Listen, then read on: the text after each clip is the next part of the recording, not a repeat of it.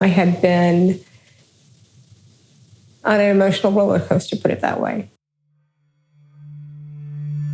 So when I went to the gynecologist, I learned that I was pregnant. And she gave me a pamphlet for an abortion clinic. Regina Block was a typical product of the baby boomer generation. Although she had a Christian background, she was totally inculcated by a pro-abortion culture. So when she was facing health problems and her doctor wanted to do a biopsy, but discovered that Regina was pregnant, having an abortion just seemed like the thing to do. There was no discussion of options other than abortion. There was no discussion of, any kind of emotional issues that might arrive or mental issues, mental health issues. None of that was discussed. I really thought that it was just going to be something just simple. They told me what was going to happen, and that it was not going to be painful, and that it would be over in a matter of minutes. But that's not what happened. On the table, I hear a voice that says, "Get up, get up." And so I turn to my left. I'm looking at the door because I'm thinking there's somebody in the room, and there's nothing there. There was nobody there. But I heard that voice. It was audible. It wasn't in my head. It sounded like a man's voice. It could have been an angel. It could have been Jesus. I don't know. I just remember hearing a man's voice.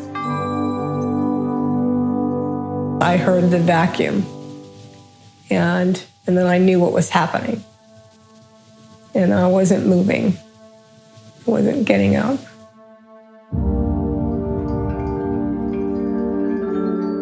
Regina's abortion was traumatic. She instantly knew that something was very wrong. Almost immediately, she started to develop signs and symptoms resembling post-traumatic stress disorder.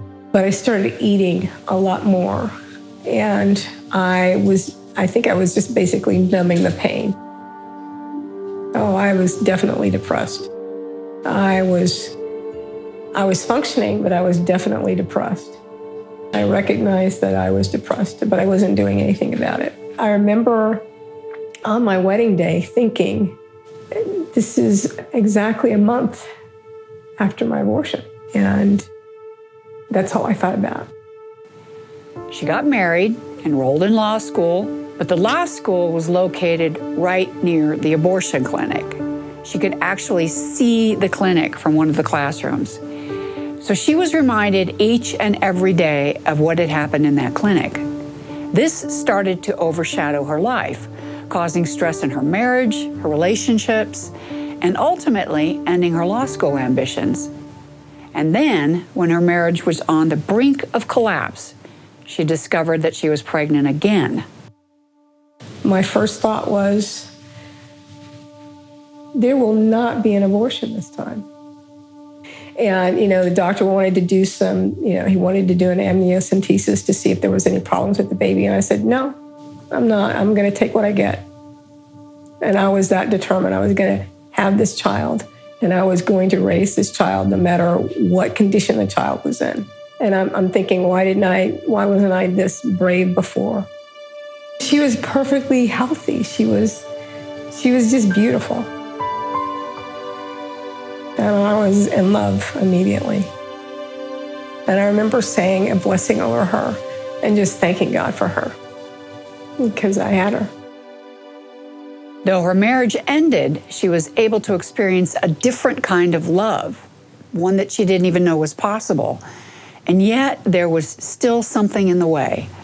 And every time, when she got her first tooth and when she took her first steps and, when she was sick, every milestone in her life, all I could think about was the child that I didn't allow this to, happen for.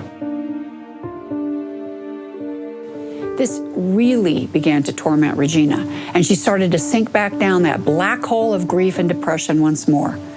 It was particularly bad whenever she had to pick up her daughter from daycare, because the daycare was also right near the abortion clinic. Most of my week, I'm reminded of what I had done. And for whatever reason that day, it just overwhelmed me. It was just overwhelming. And like never before. I just remember thinking, I can't live. I don't want to live. She was driving by the abortion clinic one day and a truck was coming the other way. She was so overwhelmed by her grief, she almost ran into it head on. What saved her was her 4-year-old daughter's voice coming from the back seat.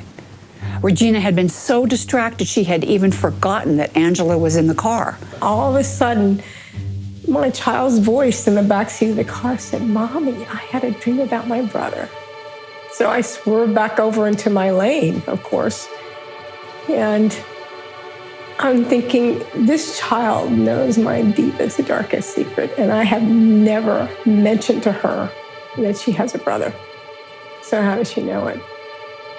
So that was a Thursday evening. So Friday, at the same spot in the road, my child says she has another dream about her brother.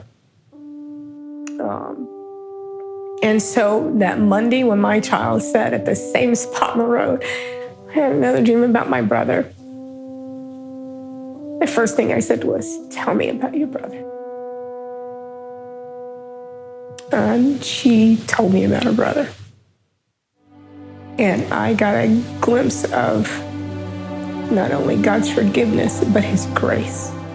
Because he didn't have to reveal any of that to me.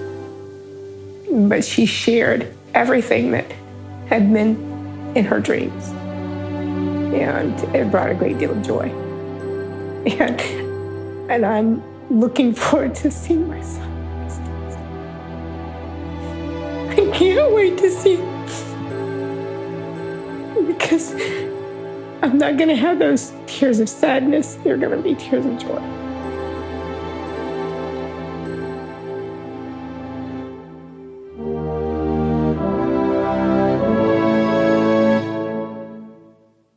I haven't had a suicidal thought since then, and that was 2001, and we're talking 22 years ago. 3 years later, I went through an abortion recovery program, and I started volunteering there.